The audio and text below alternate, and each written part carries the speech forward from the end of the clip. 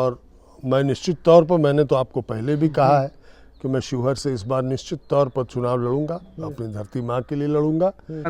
पूर्व सांसद आनंद मोहन जी का बयान सामने आया था कुछ दिनों पहले, शिवहर में कोई वैकेंसी खाली नहीं। देखिए, आप वो हमारे बड़े भैया हैं, आप उनकी बात, और जब वो क्या बोले, क्यों बोले, किस संदर्भ में बोले, कैसे बोले, ये मैं, हमको तो उन्होंने कुछ नहीं कहा। अब उन्होंने नाम तो नहीं लिया। बड़े भाई हमारे जब बोलते हैं तो वो डायलॉग हो ही जाता है, तो ठीक है। तमाम सवालों के बाद एक बड़ा सवाल शिवहर में उत्पन्न होता है, बाहरी वर्सेस लोकल। ये तो लोकतंत्र में बात निहित नहीं है, कोई कहीं से चुनाव लड़ सकता है, लेकिन लगातार ये बात सामने आती है, लोकल वर्सेस बाहरी। क्या फंडा है? मैं आपको जो बता रहा था वो मैंने आपको बता दिया। विधानसभा भी एक पंचायत है और उसका प्रतिनिधि वो होना चाहिए जो 70% लोगों से रूबरू हो। तो क्या लगता है इतने सालों में 2020 के टर्म से क्या स्थानीय विधायक, वर्तमान विधायक ने वैसे प्रयास नहीं किए जो शिवहर विकसित नहीं जिला हो पाया या विकसित होने के लिए प्रयास नहीं कर पा रहा है? आप तो हॉस्पिटल में भी जाके वहाँ की परिस्थितियों को दिखाते हैं, लोगों से ओपिनियन लेते हैं। तो आप एक नेता से ओपिनियन एक सिंगल आदमी से लेना चाहते हैं?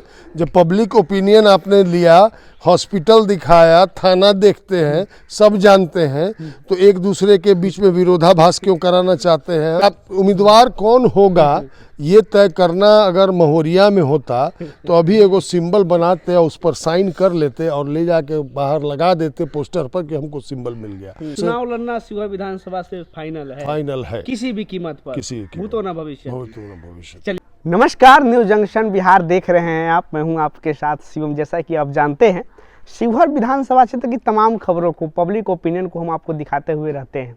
अभी हमारे साथ जो शख्सियत मौजूद है, शिवहर की राजनीति में इनका बड़ा नाम है। शिवहर की राजनीतिक परिवारों की बात की जाती है तो इनके परिवार का नाम बहुत आगे आता है। हमारे साथ मौजूद हैं पूर्व विधायक शिवहर के ठाकुर रत्नाकर राणा जी।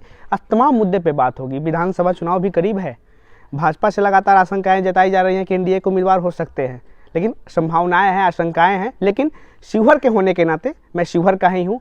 शिवहर वासियों का की तरफ से एक शायरी है, क्योंकि मैं गढ़ना चाहता हूँ, आपको बताना चाहता हूँ, जो तमाम जनप्रतिनिधियों के लिए है। माना कि तेरी दीद के काबिल नहीं हूँ मैं, मेरा शौक तो देख, मेरा इंतजार तो देख। तो खैर, सबसे पहले स्वागत है आपका। बहुत बहुत धन्यवाद आपका और आपके व्यूअर्स को सभी को शुभकामना।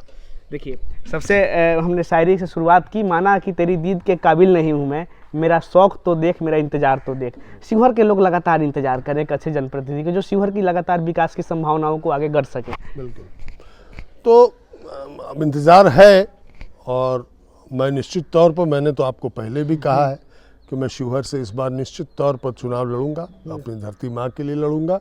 इस धरती के हमारे जो लोग हैं, जो मेरे परिवार के समान हैं, जो परंपरागत रूप से इस धरती की सेवा हमारे परिवार ने की है, उसके लिए मैं चुनाव निश्चित तौर पर इस बार विधानसभा का लड़ूंगा। देखिए, अभी शिवहर एनडीए में टूट नजर आती है। राजद के बागी विधायक हैं, जो बागी विधायक कहे जाते हैं, चेतन आनंद जी, उनकी माताजी सांसद भी हैं और अभी जदयू के समर्थन में है। तो लगातार संभावनाएं हैं और लगातार जदयू में और एनडीए में शिवहर में टूट नजर आता है। एनडीए से लगातार ये बात सामने आती है, भाजपा की तरफ से एनडीए में घटक दल है, तो बात सामने आती है, कार्यकर्ता ये बात कहते हैं कि हमने अपनी परंपरागत सीट यानी लोकसभा की सीट जब जदयू को दे दी, जदयू के हाथ में सौंप दी, तो हमारा ये हक बनता है कि विधानसभा सीट मेरे पास है। तो लगातार जब विधानसभा सीट की बात आती है भाजपा के कोटे से, तो आपका नाम बड़ी मजबूती से लोग सामने रखते हैं, चाहे कार्यकर्ता हो, चाहे जनता हो। लगातार पब्लिक ओपिनियन में भी अब ये बात सामने आता है। तो क्या कहिएगा, क्या संभावनाएं हैं? पार्टी नेतृत्व से क्या आश्वासन मिल चुका है? सबसे पहली बात, एनडीए में कोई टूट नहीं है और हर दल का अपना एक राजनीतिक समीकरण होता है। हर दल में कई उम्मीदवार होते हैं, वो सभी लोग अपनी अपनी बात कहने के लिए बिल्कुल स्वतंत्र हैं। ये कहना कि एनडीए में टूट है, जनता दल यू में ऐसा है वैसा है, तो जनता दल यू की बात करिएगा तो वो उस दल का बात है, लोजपा की बात कीजिएगा तो उसकी बात होगी। एक मिनट, भाजपा की जब बात कीजिएगा तो भाजपा के अंदरूनी बात होगी। पर जिस दिन चुनाव होगा, जो भी उम्मीदवार होगा, मैं आपको इस बात का आश्वासन दे रहा हूँ, पूरा एनडीए एकजुट होगा और उसके लिए चुनाव एनडीए खूब जमकर लड़ेगा और इस सीट को जीतेगा। इस बात पे मैं कोट करना चाहूँगा, पूर्व सांसद आनंद मोहन जी का बयान सामने आया था कुछ दिनों पहले, शिवहर में कोई वैकेंसी खाली नहीं। देखिए आप, वो हमारे बड़े भैया हैं, आप उनकी बात, और जब वो क्या बोले, क्यों बोले, किस संदर्भ में बोले, कैसे बोले, ये हमको तो उन्होंने कुछ नहीं कहा। अब उन्होंने नाम तो नहीं लिया, उन्होंने कहा भी तो हमसे तो नहीं कहे। अब आप लोग उनके मुंह में उंगली डाले होइएगा तो बोल दिए होंगे, लेकिन ऐसी बात तो है नहीं, हमसे तो कुछ नहीं कहा है आज तक उन्होंने। तो इसलिए हम, और बड़े भाई हमारे जब बोलते हैं तो वो डायलॉग हो ही जाता है, तो ठीक है। देखिए, जब आप कम समय के लिए शिवहर के जनप्रतिनिधि रहे, लेकिन लगातार शिवहर अपने विकास की संभावनाओं के लिए जूझता रहता है। जब सर्वेक्षण होता है तो शिवहर सबसे निचले पायदान पे सबसे गरीब जिला के रूप में सामने आता है। तो तमाम शिवहर में सड़क व्यवस्थाओं की जब बात होती है, ग्रामीण सड़कों की, तो तमाम सभी जगहों से ज़्यादा बदहाल स्थिति शिवहर में देखी जाती है। लेकिन तमाम सवालों के बाद एक बड़ा सवाल शिवहर में उत्पन्न होता है, बाहरी वर्सेस लोकल। ये तो लोकतंत्र में बात निहित नहीं है, कोई कहीं से चुनाव लड़ सकता है, लेकिन लगातार ये बात सामने आती है, लोकल वर्सेस बाहरी। क्या फंडा है? देखिए, विधानसभा का जो दायरा होता है उसका, एक पंचायत में जैसे कोई मुखिया बाहरी नहीं जल्दी जीतता है, बाई चांस ही, अब बगल के कोई व्यक्ति दूसरे पंचायत में बाई चांस ही जीतता है। ऐसा शिवहर में ही हुआ है। जैसे पिपराड़ी में बसैया शेख के कोई व्यक्ति थे जो पिपराड़ी से आपकी मुखिया हैं, तो बाई चांस होता है।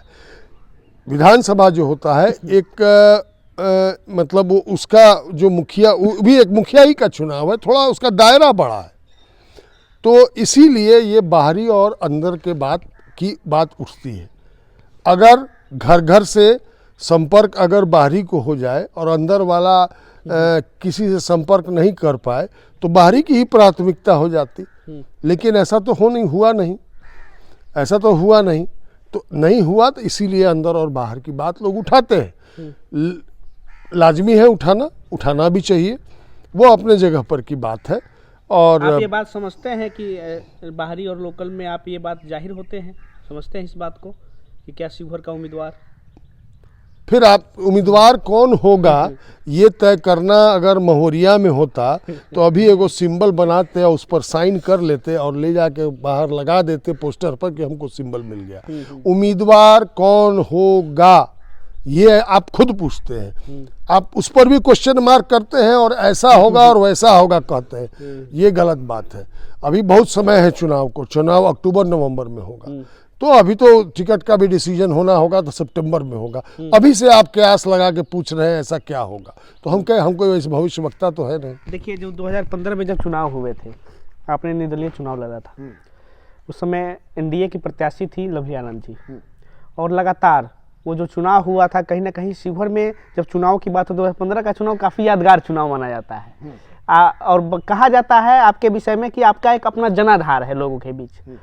तो इस बार जब चुनाव की बात होती है तो उनके ही पुत्र अभी वर्तमान विधायक हैं, आप लगातार सवाल उठाते हैं कि शिवहर में कोई विकास कार्य, आप कहते हैं कि थाना से शुरू करें, हॉस्पिटल से शुरू करें, कि कहाँ से शुरू करें। आप लगातार ये बात सामने आती है कि शिवहर सबसे निचले पायदान पे है। तो क्या लगता है इतने सालों में 2020 के टर्म से क्या स्थानीय विधायक, वर्तमान विधायक ने वैसे प्रयास नहीं किए जो शिवहर विकसित नहीं जिला हो पाया या विकसित होने के लिए प्रयास नहीं कर पा रहा है?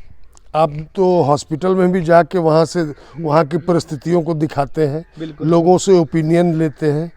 तो आप एक नेता से ओपिनियन एक सिंगल आदमी से लेना चाहते हैं, जब पब्लिक ओपिनियन आपने लिया, हॉस्पिटल दिखाया, थाना देखते हैं, सब जानते हैं, तो एक दूसरे के बीच में विरोधाभास क्यों कराना चाहते हैं? मैं आपको जो बता रहा था वो मैंने आपको बता दिया। विधानसभा भी एक पंचायत है और उसका प्रतिनिधि वो होना चाहिए जो 70% लोगों से रूबरू हो। यानी ये बात है। शिवहर के कई सारे नेता हैं जो लगातार विधानसभा चुनाव के लिए प्रयास कर रहे हैं, वो लगातार ये बात कहते हैं कि जो लोग नए नए चुनावी मेढक हैं, जो लोग बात करते हैं, जो प्रत्याशी हैं, जो भावी प्रत्याशी हो सकते हैं, और ये बात कहते हुए नजर आते हैं कि शिवहर राजनीतिक अखाड़ा बन गया है। पैराशूट कैंडिडेट आते हैं, शिवहर में लैंड कर जाते हैं और लगातार शिवहर के लोगों के बीच घूमते हैं। तो लगातार ये आरोप लगाते हैं कि वो शिवहर के 10 गांव का नाम तो बता दें। अरे तो आप किसी को रोक सकते हैं क्या लोकतंत्र में? वो राष्ट्रपति के चुनाव में भी एक धरती पकड़ नेता थे ना, हर बार नॉमिनेशन देते थे कि नहीं जाके, और उनको प्रस्तावक मिल जाता था कि नहीं एमपी लोग, और वो कैंडिडेट हो जाते थे। तो ये कोई खास बात नहीं है कि सबको आज़ादी है, हम लोग लोकतंत्र में रहते हैं। आपको अपना पहचान दिखाना है कि हम भी एक राजनीति करने वाले व्यक्ति हैं, तो आइए घूमिए, घूमने के लिए किसी ने किसी को नहीं रोका है, ना रोका जा सकता है। इस बार शिवहर क्या नए बदलाव की तरफ जा रहा है? ये तो समय बताएगा, ये फिर सवाल बहुत पहले आप पूछ रहे हैं, ये समय बताएगा, क्योंकि अभी चुनाव होने में बहुत समय बाकी है। चुनाव की प्रक्रिया में सभी पार्टियां अवश्य लगी हैं, अपनी तैयारी कर रही हैं, लेकिन कौन सा सीट कहाँ जाएगा, कौन उम्मीदवार होगा, मैं उम्मीदवार कहाँ से होऊंगा, कैसे होऊंगा, क्या कहेंगे मुझसे। चुनाव लड़ना शिवहर विधानसभा से फाइनल है किसी भी कीमत पर, भूतो ना भविष्य। चलिए बहुत बहुत धन्यवाद आपका। देखिए, पूर्व विधायक ठाकुर रत्नाकर राणा जी हमारे साथ मौजूद है इस कैमरे के फ्रेम में। अब भली बात जानते हैं, शिवहर से विधायक भी रह चुके हैं, लगातार शिवहर में जनता के बीच भी रहते हैं, और कहा जाता है कि इनका एक अपना जनाधार है लोगों के बीच शिवहर विधानसभा क्षेत्र में। खैर, तमाम शिवहर की हम बात करते हैं, शिवहर के लिए आवाज़ उठाते हैं, तमाम समस्याओं को दिखाने का प्रयास करते हैं। तमाम समस्याएं हैं शिवहर में। एक अंत में एक शायरी के साथ हम खत्म करना चाहेंगे। तू इधर उधर की न बात कर बताए काफिला क्यों लुटा, तू इधर उधर की न बात कर बताए काफिला क्यों लुटा, तेरी रहगिरी से हमें गिला नहीं, तेरी रहगिरी का सवाल है। बहुत बहुत धन्यवाद।